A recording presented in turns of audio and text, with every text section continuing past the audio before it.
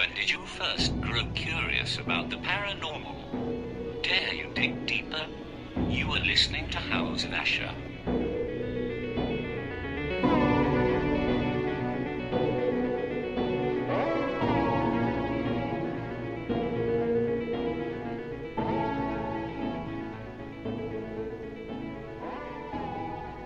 Hey everybody, welcome back to House of Asher. It's a rainy, it seems like the last couple of times I've done a show it's rainy. It's the middle of winter, you'd think it would be snowing a couple inches or icy or something. But anyway, no, it's rain. I could have sworn I actually saw lightning or something not long ago, earlier in the afternoon. But you're listening to, again, House of Asher. This is episode 75. We're slowly clicking up there, moving up the charts, as it were, with it. But anyway, we had some kind of weird crap happen. I think it was this last Monday, and if anybody in the local area was watching like News Channel 6 radio, or not News Channel 6 radio, News Channel 6 WPSD television, they would have seen some weird stuff on the radar, and it was super weird. And I always thought that was really an interesting sort of thing. You know, sometimes you see like in like the old In Search of shows and stuff like that, something come across the screen or something, you know, like on the NASA footage, and they're like, oh well, it's space junk, or it's this, or it's, you know, like they were kind of talking like it was some sort of spray that they put out. But I was actually talking to a friend of mine, and actually somebody who's kind of known my family for a while, and I actually was able to convince him to come on and talk about it. So let me go ahead and introduce him. Joshua Bulger, welcome to the show, Josh. Hey, how's it going, everybody? This is Josh from the Ethereon YouTube channel, just here with Steve Asher of House of Asher, talking about this radar anomaly we have going over Hopkinsville and Madisonville. Kind of a strange thing, don't you think, Steve? Well, you know, you get so much stuff, and then you like hear, like, I know like different radar beacons sometimes can cause what they call, I guess they call them ghosts or whatever, bleed over from different reads. Or maybe, you know, I heard sometimes, you know, in a small little area, you know, maybe it's like, well, that's close to where the radar thing is, and like a large bunch of geese come over or something like that. But this area wasn't small at all. And like we were talking off air, how long was that thing? I think they said it was something like 60 miles is what it was looking like. Apparently this thing was about, well, what they say fell from this supposed aircraft is what the military explanation for this strange radar anomaly is. They said the C-130 apparently was flying over the area and needed to make an emergency landing, and protocol is to release the extra weight. And apparently some chaff, which is used to actually block radars, floated for nearly 140 miles. Kind of strange.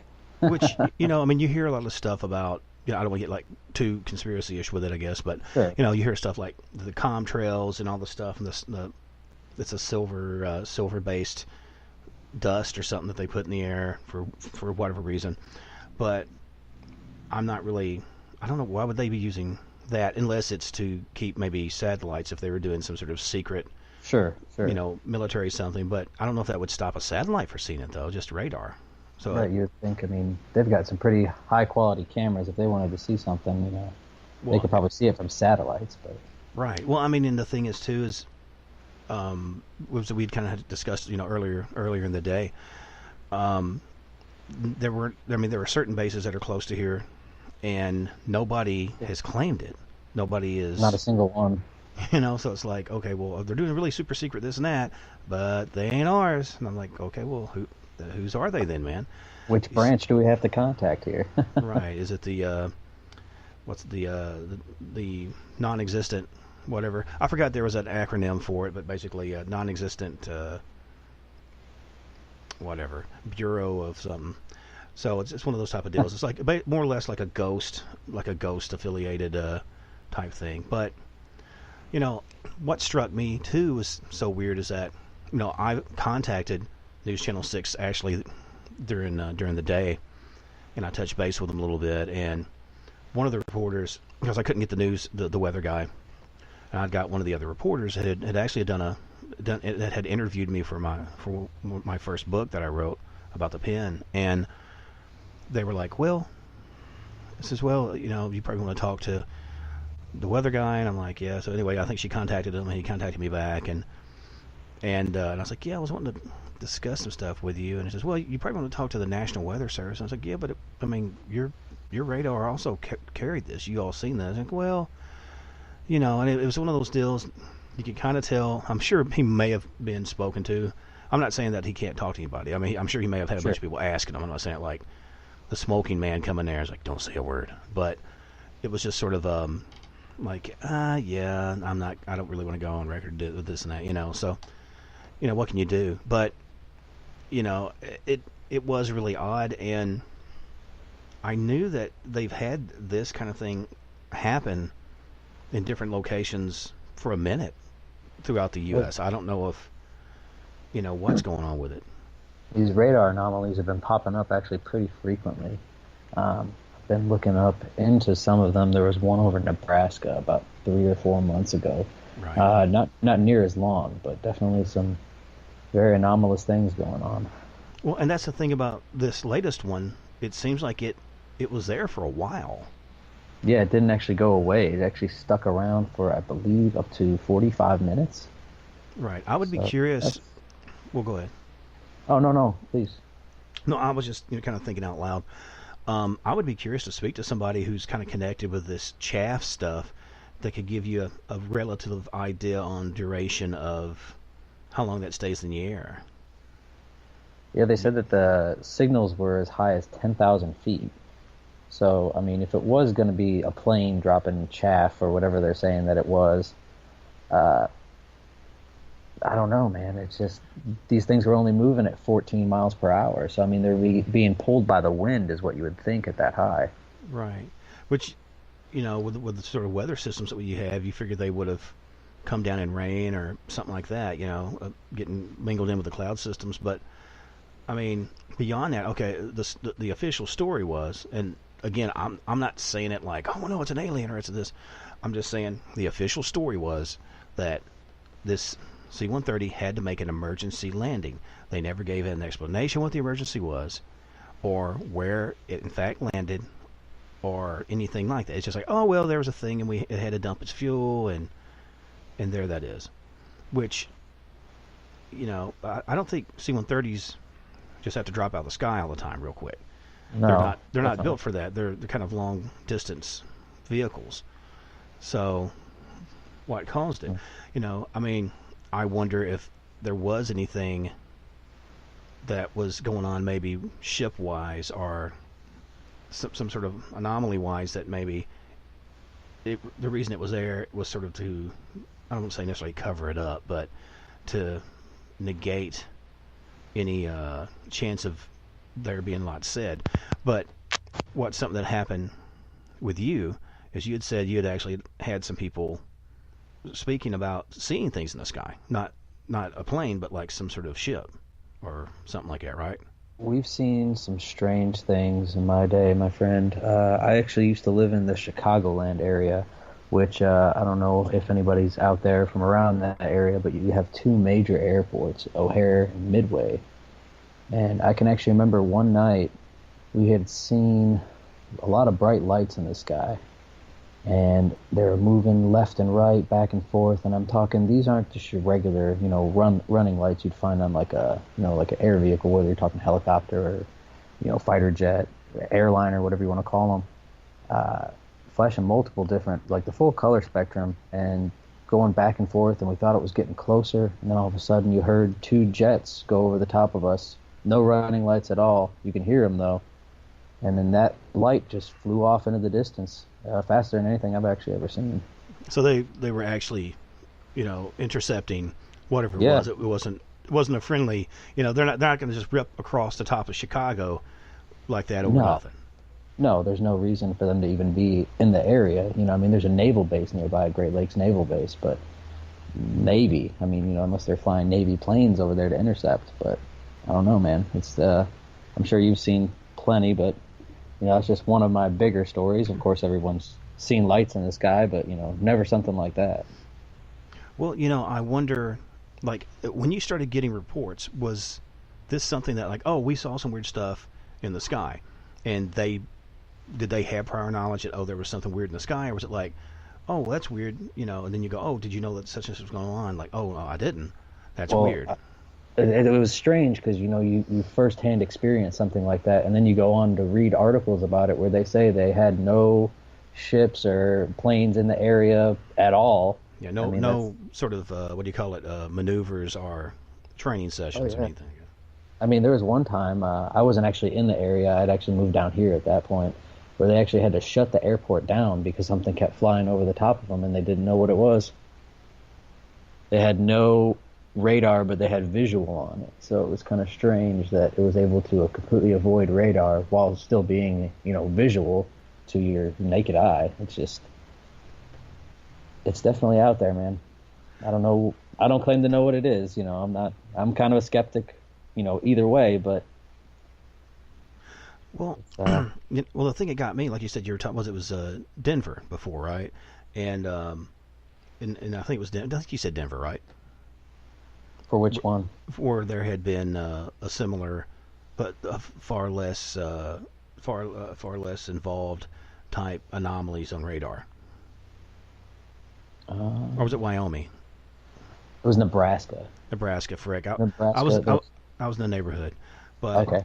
But you know what I'm saying. But it's a thing where it's not a lot that. Well, I mean, you'll hear some stuff sometimes from folks that they'll see something that can be explained, for whatever reason, and Sure.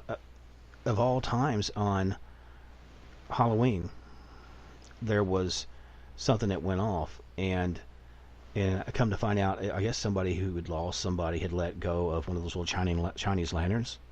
Yeah. And because I was like, that's really weird because it's changing different colors but it's going real slow. It's not doing any zigzaggy or nothing like that. There's no sound. Then here come another one. I'm like, and it's almost the exact same pattern. And then there comes a third. I'm like, none of it changed. None of it paired up. None of it, they didn't connect or nothing. So, I mean, like you said, you just had to do the math and go, it seems like it's carrying on the air current. It's all similar lighting, all similar sizes, not getting closer. In fact, they're all relatively fading out further up. I mean, you have to kind of vet what you look at. But, I don't know, man. It does make you wonder what's going on with that. And I wonder if we're going to have more of that. I don't know if, and I'm also wondering, too, this whole chaff stuff, is that really safe to dump at 10,000 feet? That's a good question, man, because, you start wondering what that stuff's actually made of. And then you come to find out that this stuff, let's see, where did I find that? I found an article about it, and I saved it. Let me see here. Well, while you're doing that, something that I was thinking was, obviously, if it's kind of radar, microwave type technology, I'm assuming it would have to have some sort of metal particles in it or something that would reflect. I just found it, actually. It says that chaff is a cloud of light aluminum-coated material deployed in the air to foil and fool overwhelming radar systems. So that's strange. That's good. So let's kind of keep an eye, and I wonder how far in that little arch that people over the next few months will be getting really sick and maybe even getting some sort of poison. I mean, you always hear people saying, well, don't use aluminum foil to give you autism and Alzheimer's and all kinds of stuff. So I'm just curious. I wonder if there'll be like any kind of die-offs of, fish. I mean, or if you start seeing any birds dying off massively, man, you'll know. Yeah. You'll know. Yeah. It's man, it's just one of those things, I mean, you start thinking if they're capable of doing this, what are they actually capable of? I know all the people, with the chemtrails saying, oh, they're poisoning us and everything. It's one of those things, if they're already putting chaff out there, who's to say they're not modifying the weather? I mean, I actually read an article about a company in Dubai that actually makes clouds. They do cloud seeding and make it rain in the desert. Yeah, I mean, Dubai is doing some freaking cutting edge stuff. And the thing is, I mean, if you are familiar with HARP at all, I mean, they've been doing this for a long time, and a lot of this supposedly is based on Tesla type technology. There's so much stuff that went kind of undercover black projects, after his death, and so I don't know, man. I think wasn't it J.P. Morgan that financed his Wardcliffe Tower? Right. I'm pretty sure. Yeah, yeah. It could transmit power for up to 300 yards away from it wirelessly. Right. You just plug a light bulb into the ground. I mean, if he was at that level of intelligence in the late 20s, I mean, they took all his work in the 40s after he died, and the family tried to sue for it. I actually heard that, and they could never get anything out of him. They took all his patents, Well, everything that he had registered. you know something that's funny, or it's not funny, but it's well, I don't even know why should I even say it's funny, but it's just like, isn't this peculiar? If you go for like Freedom of Information Act and do stuff regards of Tesla papers, because they had people go on record going like, do you have any papers on Tesla's work? And they're like, no, we don't have any papers of anything relating to Tesla. Well, we understand it. They transcribed all that to either microfiche, type, film or hard drive. So at this point, any paper stuff has been destroyed. So they didn't lie technically. Right. They false information did and turned the truth around. So, but I mean, there's stuff out there to this day showing that kind of stuff. I mean, and I wonder how much of that ties in with this sort of technology and whatnot. Because it's so strange now. I don't want to get too deep into the whole former President Bush and all that mess, but it seems like the snake will eat itself. And it seems like, I mean, if the old stories are true, and again, I'm not throwing stones because I don't know, but I've heard a lot of people swear to this, that he was there, if not involved with the JFK assassination, definitely the cover-up, and Oh yeah. tamping down all that information. And now, which I knew, man, I heard about a month ago. Well, he's starting to get a little senile. He's starting to get a little, like he's getting a conscience. And I'm thinking they're gonna kneecap this guy, man. He's gonna wind up dead. Cause I'd seen a thing where, and everybody deals with grief differently, but I saw where his son said, he says, well, when this person called me and said, hey, he's going, and then and like on the phone, I'm like, okay, if your dad's really that sick, why aren't you with your dad? But and it was just like, I think it's almost like he knew, he was going to be silenced, man. I mean, I think it's how it is. But if they do that to the president, what about the rest of us? Man, I mean, speaking about President Bush, God rest his soul, you shouldn't speak ill of the dead, but Absolutely. If you look into this guy's background, man, I mean, it's just overwhelmingly factual that he obviously was the director of the Central Intelligence Agency at one point. And Right. you don't get to that position without being, that's something that's a career goal. He was already in that position in the late 70s. So, and if you actually look back at that whole JFK thing, man, I mean, there was an agent, George H.W. Bush, in Dallas the day that it happened. And I mean, watch the what's that one documentary called by the Dark Legacy.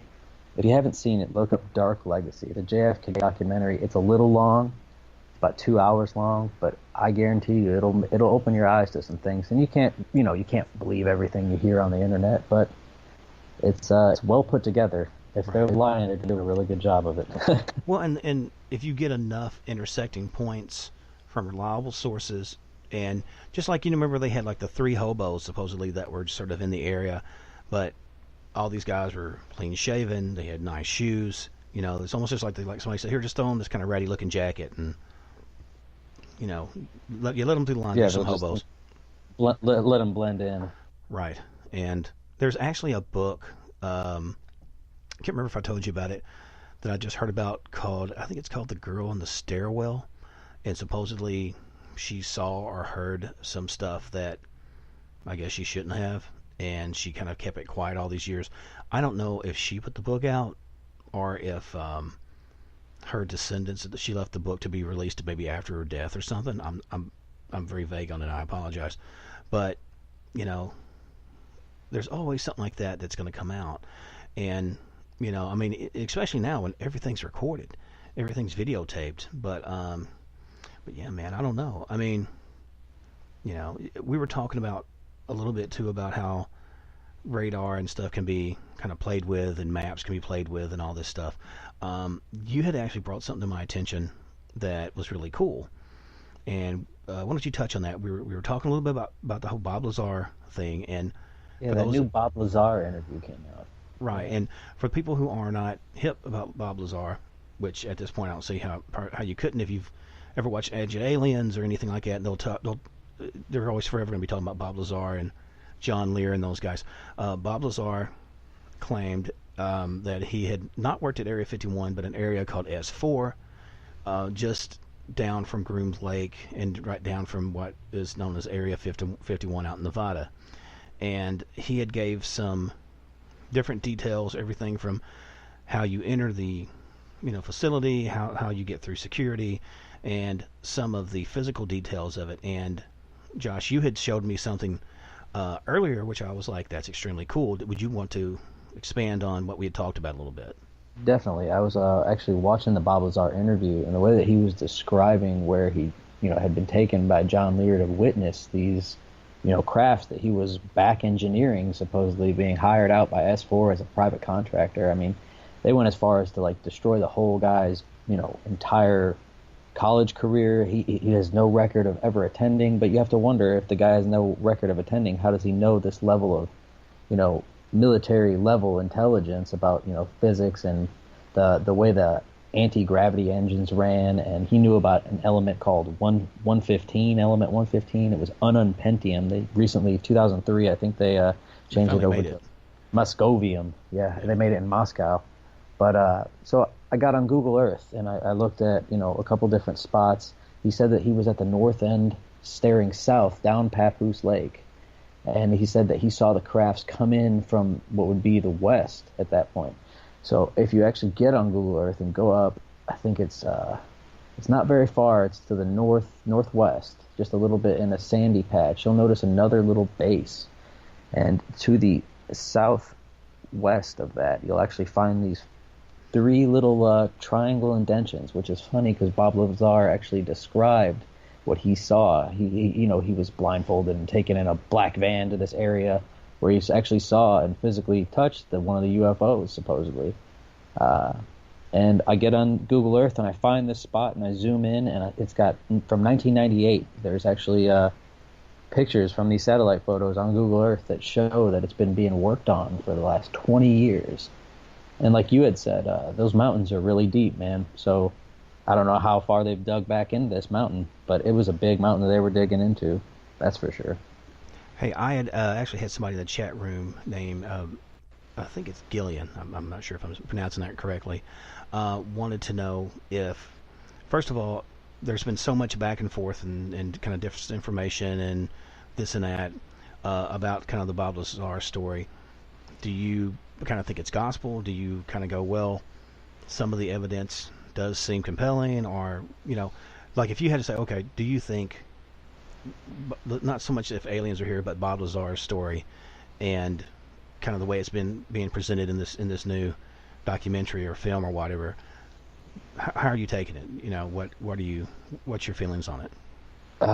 It was just the way, how you can always tell. I mean, I don't know about if everyone can, but I can always tell when someone is giving too much detail into a story to where it's almost unbelievable, because you can tell that they're lying. I mean, it might help because I had a background in psychology during college. I never actually finished, but I did take a lot of those classes, and you can always tell based on basic body language if the person's lying.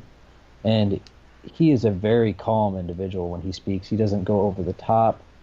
He only goes into detail when asked. He doesn't provide extra detail if it wasn't needed. These are just boxes that you got to check off to tell if someone's lying. And the level of detail to these diagrams that he put together, the level of intelligence that came out in 1993, the stuff that we're just finding out, 10, 20 years later. Right.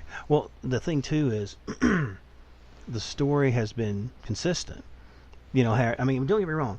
There may be something... never changed. Right. I mean, it might be different. It's like, I had recently been contacted by another officer or another worker who added something to the story, because everything's departmentalized. You know what I'm saying? Everything's, you're in this department, you're over here, you need to know this much. Okay, you're making the wheels for the bicycle. You don't need to worry about the horn or the steering or whatever. They'll be doing that, or the brakes. You just need to worry about that wheel. And so you kind of keep everybody kind of blind a lot of times to just the immensity of the project you're working on, and for details, because you always got to watch out for moles and things like that. Exactly.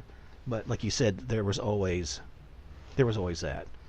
And again, like you said, body language. There's that element, and also with my law enforcement, I kind of go by my gut on it. And you can kind of, it's kind of a basic way of saying it, but I use the term of I can kind of smell when it's off. It's just, it's just so there, it's so obvious. And like you said, it doesn't take long talking to somebody. And, because like we had talked a little bit about, like you said, you had saw weird things, right? And saw stuff in the sky, but it wasn't like, oh, and they took me on board and they fed me space cake and we went to frickin' Alpha Centauri and I'm out there, man, but mated with green women. I saw something weird that went, like we had mentioned before, that had kind of was way out in space and kind of went behind the moon and sort of and disappeared. I don't know what happened to it. That's the extent of it. It's not a sexy story. It's not it's not going to be on any movie anytime soon. But it was one of those things that, for me, I think more people probably have sightings of some form or another, but it doesn't register maybe because it's just like, well, they didn't land, they didn't come down, I didn't see lasers shooting out of a plane or out of a ship or chasing another one. So people play down stuff just because. What are you going to do with that? Exactly. And some people, when they become so prestigious in their community, they're not going to go report something like that. Do you think a doctor is going to go ahead and let people know that he saw some magical ship in the sky? No, they're going to think he's a lunatic, and they're not going to give him the credit that he deserves just because he saw something that he can't explain. Well, if you go outside the U.S., and I'm not dogging the U.S., I love the U.S., but it's a thing, a lot of other countries, Mexico, places like that, they don't care, man. They're like, look, this is what we saw in the sky, and that's all I know. We try to keep up with these type of things because why wouldn't you? We're the only ones that's going, nah, don't worry about it. There's nothing to worry about, and, I mean, you can go as far back as, like presidents supposedly meeting and having agreements that, a certain amount of abductions for some unknown reason.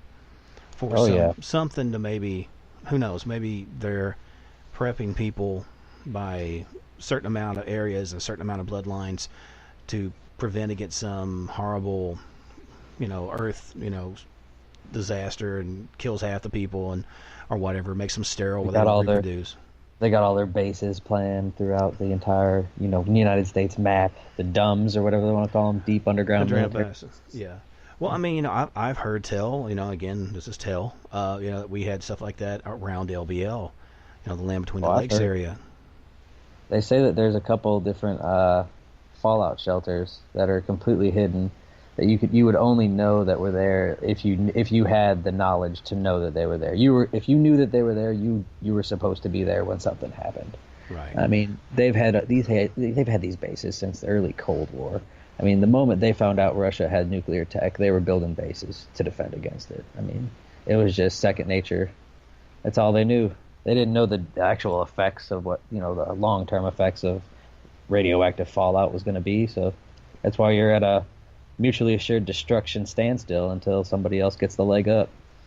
And I wonder how much of that is show. I mean, I know it sounds dumb, maybe to some people, but, I grew up watching wrestling. I knew that, like Jerry the King Lawler, after he fought like the Great Kabuki, these guys all work together. It's just like a big family, and they all play characters, and they go out. They're going to go to the steakhouse, and everyone's going to be cool, out of the town they appeared in, and everybody knows each other's kids, and you know what I'm saying? It's so. Yeah. I do wonder how much of that is to kind of keep everybody, I don't say on the edge, but to go, okay, well, they're doing their thing, but we're going to do our stuff, go America, and they keep their people in check, they keep our people in check, and behind the scenes, they're kind of going, well, okay, we should slowly start letting this information out, and slowly letting this out, because, Yeah, there's a lot. I believe a lot of that whole subliminal messaging thing. I mean, if you back in the day, back in the 50s, if you would have asked someone if they had believed in life on another planet, I think it was like a 20% like yes. Now you're looking at a 90 to 95 that most people believe that there's some type of life on another planet. I mean, Right. that's just a huge, and if they were to come back in the 50s, everyone would have been scared for their lives, The space demons are here. Right. The But astral now, zombies, but yeah, exactly. But I feel like more now, like these people, sure, they're slowly dumbing down the people. Like George Carlin said, he just wants you to be smart enough to operate the machines. He doesn't want you to know how to build them. yeah. We don't need critical thinkers. We need workers, obedient workers, and Obedient workers. yeah. George, man, George, George was cutting edge stuff, which Bill Hicks, Bill Hicks is great, man. Bill Hicks was freaking on it. I mean, and it depends on how PC you are and stuff. I mean, I think some guys like Bill Burr, bring a lot of truth. Patrice O'Neill, man, rest his soul. He was very edgy and he could be very vulgar by some standards, but he was pretty much right on a lot of stuff, And so Bill Hicks, man, he's actually one of my favorite favorite comedians, man. That one skit that he did, he said, "Today, a young man on acid realized that all matter is merely energy condensed to a slower vibration, that we are all one consciousness, experiences itself subjectively. There is no such thing as death. Life is only a dream and we imagination of ourselves. Here's Tom with the weather." yeah, man. Bill, it was so funny, man, because like I said, he come from such a kind of strict Texan thing, man, and it seems sometimes that the pressures of that build kind of build dissent, but in the best way. It's not necessarily anarchy for anarchy's sake. It's anarchy for just it's gonna come out of it. You're sitting there, in Sunday school with the hoe. Okay, so Cain killed his brother. Okay, and he was cursed and to never have anything and to never whatever. And so he's to roam the earth. Boom! Hey, Cain finds a wife. Whoa, wait a minute, time out. And it's like, well, was it one of his sisters? That would be incest. It's no, well, it was from another town. How was it from another town? They're the first people. And then you hear about people talking about like in the early Gnostic Gospels and the Apocrypha and stuff like that, talking about there were like various attempts at humanity and various attempts of life, and supposedly, I mean, if you want to get into any of the biblical side, and it's always a touchy subject, but maybe the Neanderthal or this and that or whatever, but I don't know, man. I mean, but you start asking those questions, people get real nervous, and I mean, you always hear like I don't know if you've ever done world history, but I mean, of course, almost nobody does anymore. All they teach is U.S. history starting at 1492 and up. right. But if you actually go into some world history classes, they always start with the Babylonian and the Sumerian civilizations out of nowhere, and you're given no background as to how these people are building these gigantic cities. Zero ramp up. Zero. I mean, agriculture had just started, and bam, you have the gardens of Babylon. I mean, they're hanging gardens on the sides of monstrous ziggurats. I mean, just huge, gigantic buildings. It's just it starts to make you wonder, maybe humans weren't the only ones around back then. And it's just like, instant culture and large, religious pantheon, just add water, bang. And it's like, it don't work that way. No. It comes from something earlier. I mean, I'm sure there are organic beliefs and whatnot, and, people who are isolated and whatnot, and I'm sure there are certain things, the sun gives life, so there's going to be a lot of sun gods and things like that, and you're going to be afraid of this and that, so you'll have, certain things that, night related, sleep related, like sleep paralysis, night hag syndrome and all that, but yeah, it's never made sense, like we had touched on a little bit earlier, like I said, we honestly could have done the show earlier at where we were at, but I've been looking up stuff about, we were talking about, there was like, and I'm blanking on the names. I know there's Tiamat, and I'm blanking on the name of the other planet. But Nibiru. Okay, and where these two planets kind of hit each other, and I don't know if like Nibiru went on out and did its own thing, but part of it, spun around and became the moon, and the Earth. I guess it impregnated whatever. I think the way it was like Tiamat was the planet that was already there. It was already the third planet or something like that.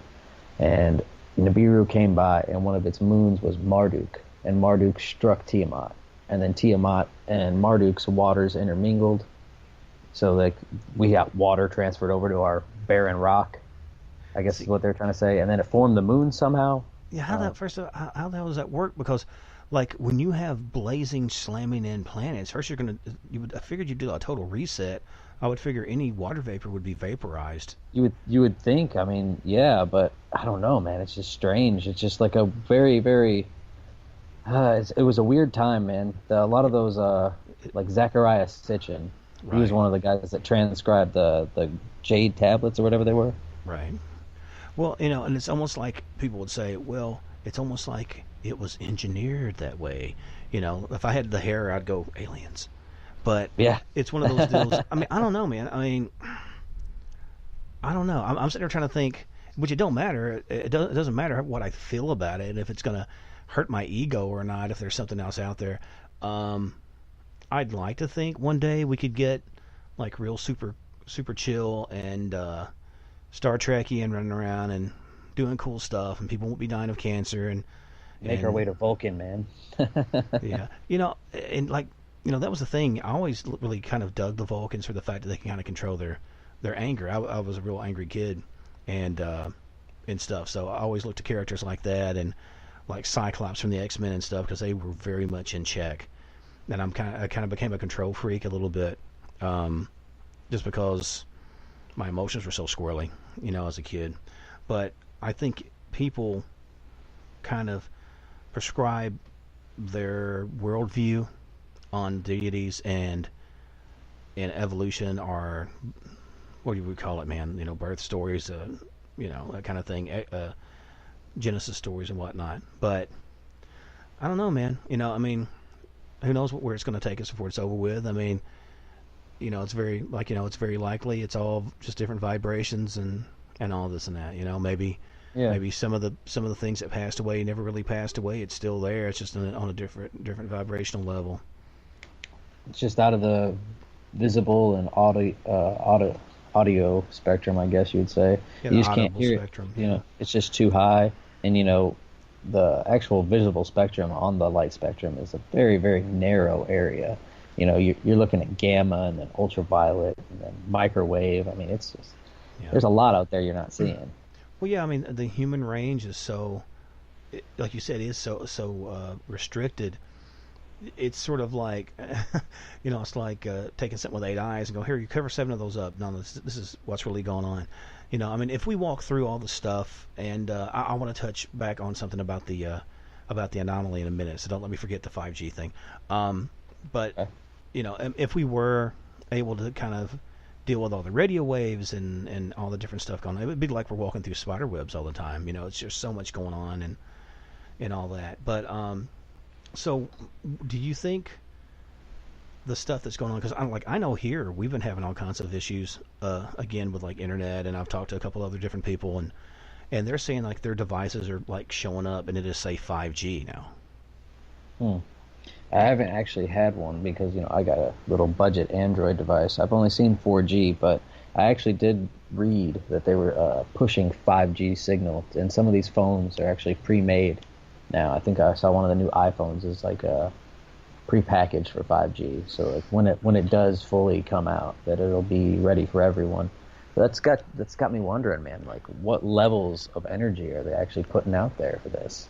Right. I have a friend who does a show called Hyperspace named Solaris Blue Raven, and she has had experience with the oh goodness, man.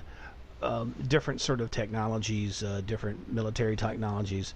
I don't think she's saying like she's like fall off planet, which, yeah, at this point, who knows? If we made contact a long time back and we have different technologies, breakaway civilization supposedly, who knows where we're at? But we had talked a little bit about like 5G and all that, and you remember when we used to have television channels going through the air, right? Right. and everybody could get it. Back And on analog, yeah. yeah, I remember you had those little television, those little travel TVs, which I Yeah. always thought were super cool. You take them out to your tent or something if you're camping out and watch, I don't know, man, freaking Honeymooners, a Tonight Show or something. You thought you were real cool and stuff. But nowadays that's not possible. Once they went to all HD, that's all gone. And I've heard like when they go to 5G, a lot of the emergency systems and the communication systems, like shortwave and all that, will be no longer either not functioning or just not there. It'll do something to the because well, okay, you know how like radio frequencies work and radio skip works, and a lot of times you can talk to certain areas that are further, depending on if it's a fair amount of cloud coverage, and it'll bounce off the clouds up in the ionosphere and then drop into whatever area. Um, so I think that what they believe is if they do that, it's going to basically screw that up. It's like, okay, did you ever see the movie Highlander? Yeah, I've seen Highlander. Did you see the Highlander where they put something around the Earth to keep from radiation getting so bad, but then it turned where no clouds, like none of the sun come in, and it was just like a frozen, cold, dystopian future and all this crap. If I you do haven't, remember. yeah, sort of say if you haven't seen it, you need to, just because I don't know, but it kind of ties into what we were saying, but yeah, man, we just don't know what we're playing with on some of this. Oh yeah, man. It was the Quickening. That's what it was. I remember Was that now. the second one? Yeah, the Quickening, Yeah, it was actually the second one. which is That's, funny. I haven't Well, seen that movie in years, man. man, Thank you for reminding me. no problem. Well, see, that was the thing. This is what a freaking kind of an old movie dork I am. I went to one of the pawn shops, and they actually had like the Planet of the like 2 or 3 of the Planet of the Apes movies on Blu-ray, and I've never seen any of that in Blu-ray, so I got it. So it started making me think about like that and a lot of the old, you know, dystopian future movies and all this stuff. And I think we talked a little bit about like the old Art Bell show and all that stuff. And he was like a big fan of that movie. He'd actually had a book called The Quickening, and I think him and Whitley Strieber wrote it together. The guy who did Contact and he actually wrote Wolfen back in the day. I don't know if you remember that movie at all. No, I don't remember Wolfen, but yeah, I do remember a lot of the Planet of the Apes. My dad was really big into them. He actually likes a lot of the new ones that came out too. You know, I'm okay with Heston it. was really big for that though.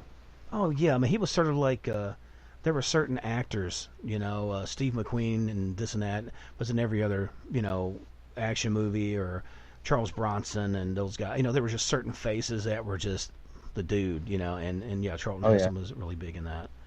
Which you knew the whole reason that they had the thing where he ended up getting blown up right at the end of well, I don't know if how many of you've watched, but I think it was Beneath the Planet of the Apes, and they kept wanting to crank out Planet of the Apes movies, and I think he was tied in to some sort of contract where he had to do X amount as long as they were putting them out, and he said, "Don't, only way I'll come out and do this is if I have a certain creative input," and basically they had it to where the bomb or whatever detonated and poof, took the world out.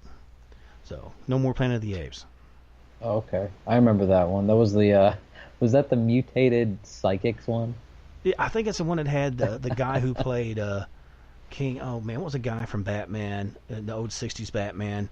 Kind of heavyset guy. Oh, I should know his name. Hold on.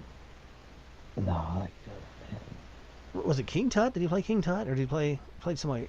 I can't think of the guy. I'm so sorry, guys. But yeah, he played it, and like you said, you had the kind of mutated, where they would talk or they wouldn't talk. They'd use telepathy and. yeah, they were all telepathic and telekinetic or something like that. In the Forbidden Zone. In the Forbidden Zone. First place you're going to go, frickin' Forbidden Zone. Right? Yeah. Oh, I wonder what's down there. It's obviously forbidden. Let's check it out. Why don't you just say that's Gonorrhea Village? Oh man, I want to go there. Oh, Forbidden yeah. Zone though, that sounds cool. Sounds like a fun time. Yeah, it's McPecker Fall Off Town. No, I'm good. No, I'm good. I'm staying over here. Okay, I'll keep what I got. Thank you very much.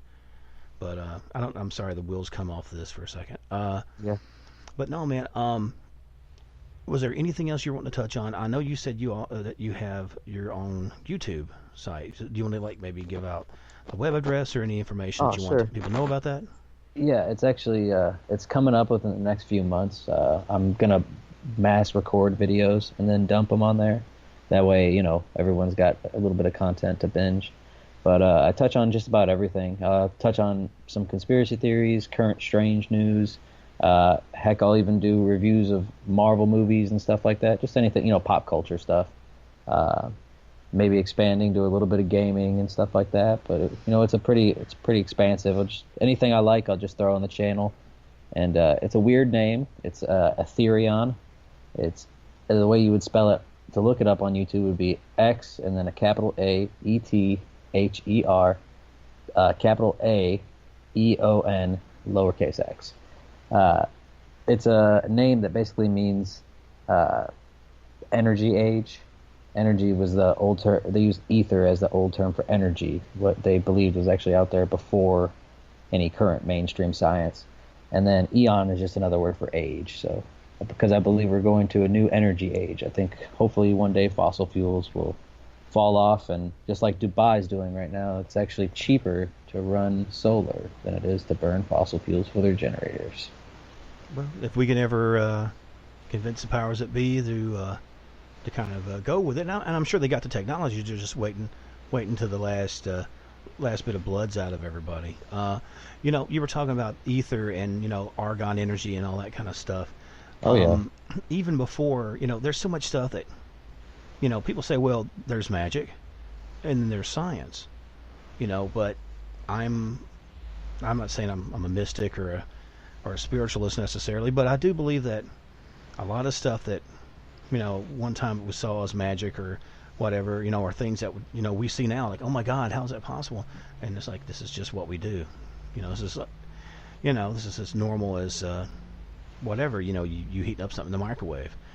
So I think I remember and science is very close. Oh yeah, I told you about me liking Marvel a lot.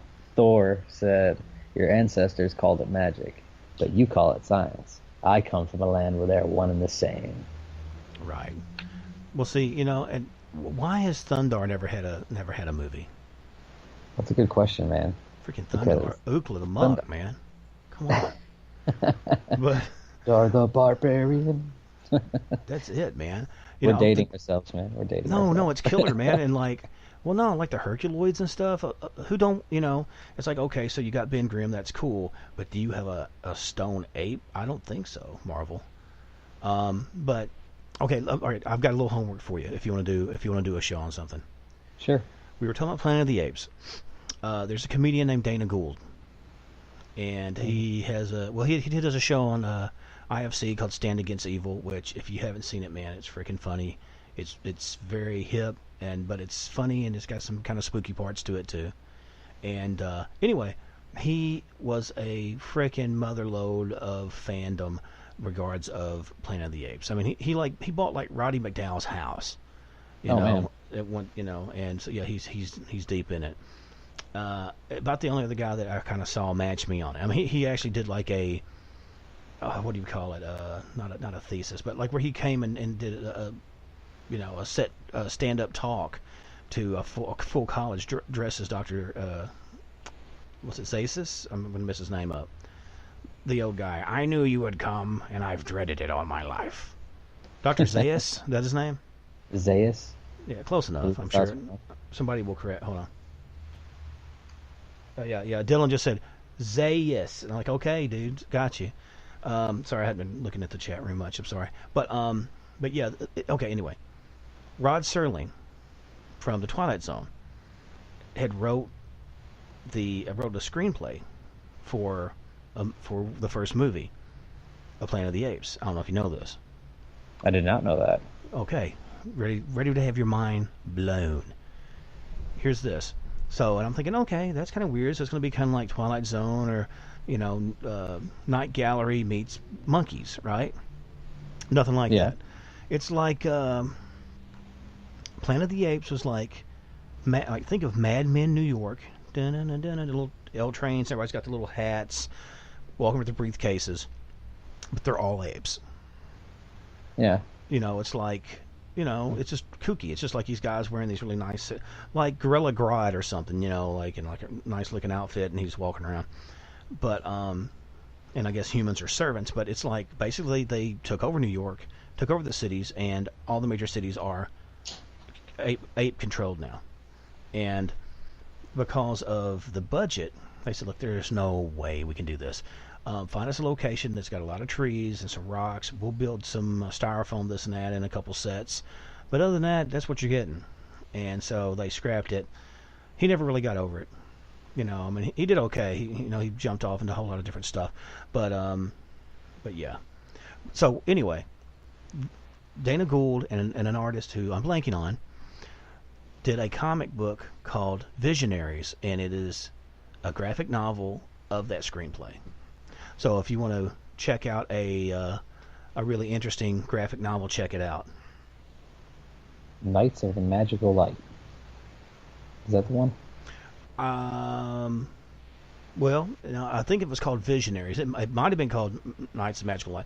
I just knew it was called Planet of the Apes Visionaries, Dana Gould, and the artist whose name I'm failing to remember. It might have been that. I'm definitely gonna have to look into that. Yeah, look it up, man. And I'm kind of curious what your take on it is. As somebody, like you said, I don't want to date you on your age or nothing, but you can kind of remember some of that back in reruns and all that stuff. I'm kind of curious what you think on it. Which we've kind of covered a bunch of stuff, man. We went from comics to UFOs to this and that. One of these times, be it on another episode of this, or maybe if you ever want to do I don't know if you do interviews on your stuff, maybe we can kind of touch on the Antarctica aspect of some of the UFOs. And before I come out here, my oldest daughter Alyssa, we were talking about Hellboy and how some of that stuff, like the Thule Society, however you pronounce it, were real. And so I'm like, dig this. This actually is connected to reality. This is actually connected to reality. And which it was kind of like, she's like, well, when you make it kind of history-ish, it doesn't make it makes it sort of worse. And I'm like, no, it's the best, because now it's actually connected to something that's kind of reality that you're saying it's almost plausible. Right. It's like they kind of knew a little bit of something. I mean, they didn't just put that name in there just for show. They had to, research it a little bit. Yeah. Well, Del Toro, I want to mess his name up. Guillermo del Toro. Mr. Del Toro. He's really deep in mythologies. He's really deep in a lot of that. And he was also always into the monsters. He always saw the monsters as victims and this and that, and I mean, he took a demon and made him a hero. So it was that's one of those things that just kind of like that show Supernatural. They got Lucifer's son, and he's like one of the nicest guys in the world. Oh, he's a puppy, man. He, that's little Castiel Jr. to me, man. I mean, he's even got the kind of way he talks like this, and the body language, and it's like it's his kid. I mean, we could have done a show on Supernatural just by itself. Oh, man, definitely. But no, man. In the last minute or so before I do my fade out music, is there anything you want to throw back out again? Maybe give your YouTube page again. Sure, that was Aetherion. You spell it Xaether, capital Aeon, and that's an X. I haven't put any new videos on there, but in the next month I'm going to have a lot of content on there. So if you guys want to check that out, that'd be awesome. Like and subscribe. I appreciate it. Awesome. But I'm doing my fade out now. I appreciate having you on, and if you'll hang on after this outro, I will say some parting words to you off air. All right, man. Thank you. I appreciate it. Thanks for having me on. Anytime, guys. Hey, and I hope you guys enjoyed the show. Make sure to check out StevieAsher.com. Also check out Conflict Radio, which carries my full shows of House of Asher. Also, if you're hearing this live, you're obviously on Spreaker.com checking out House of Asher. But if not, tell a friend, and make sure to kind of get the word out. We're doing pretty well, and we're starting to get some followers. That's cool. But tomorrow, the next day, I want you to go out and enjoy the sunshine, if there is any, And as the day grows long and the shadows come, make sure to check beneath your beds, in your closet, down the back hallway. You never know, you might have a gorilla dressed in a very finely tailored suit. But until then, I want you to love each other, love yourselves, and as always, don't be afraid to be a little scared. Take care, everybody.